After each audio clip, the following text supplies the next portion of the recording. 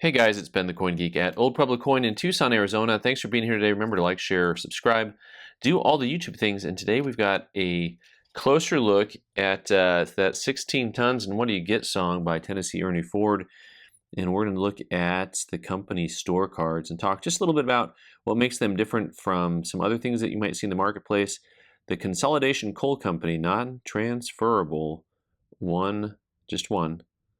The Mananga store. That's a lot. Someone will tell me how to say that properly. And of course, this is not the Carson City Mint. The CC here that you see is actually, of course, for consolidated coal.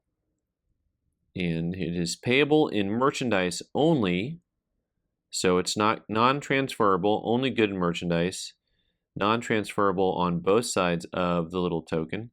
We'll look at a couple of these and talk about the difference between these tokens and some other stuff that are similar. Let's take a closer look here at another piece with a little bit more distinguished shape to it.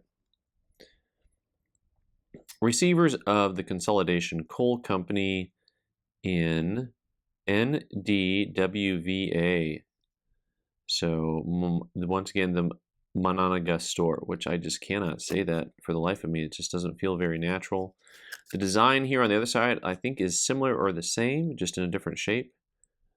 Merchandise only, if and when due to employee. So in the song, I owe my soul to the company store in 16 tons. So these tokens were used only for redemption at the company store. So literally, you would work for this company, and part of your payments would come in these tokens, which they would produce themselves, and then they would have their own store. And you could buy stuff from their general store using these basically like you would use coins. So that's a little bit different than, say, a Civil War token, where a Civil War token oftentimes, of course, would have a message like "United we stand, divided we fall." But it would be a little bit more for advertising and general use, right? So here you've got drugs, dry goods, groceries, hardware, and notions. I've had a few notions. So on a token like this, it actually would have been spent in the community at different places for a cent. That's how it would have traded in general. So, but these tokens here, you couldn't spend in the community, you could only spend at the company store. And that makes it a little bit more like military payment certificates that could only be used, the soldiers were paid in them, and they could only use them at the government stores there. 10 cents for use only in the United States military establishments by United States authorized personnel, lots of words here, in accordance with applicable rules and regulations. So a little bit closer to that, and then a little bit different from the good for tokens, which a lot of you have seen good for in trade. These are tokens that are redeemable, not really in the community, they're redeemable only at the store that issued them. So these are like our good for trade $1 wooden nickels basically we had made in 2022, and then back in 2012 we had these metal good for $2.50 pieces made. So those are good by the public, but only at a certain store. And then the Civil War tokens are good by anyone in the public. And then your tokens that are going to be for where did I go there? Here we go.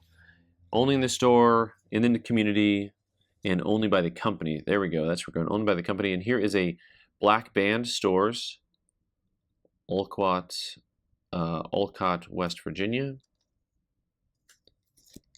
Got a couple more company stores to show you here.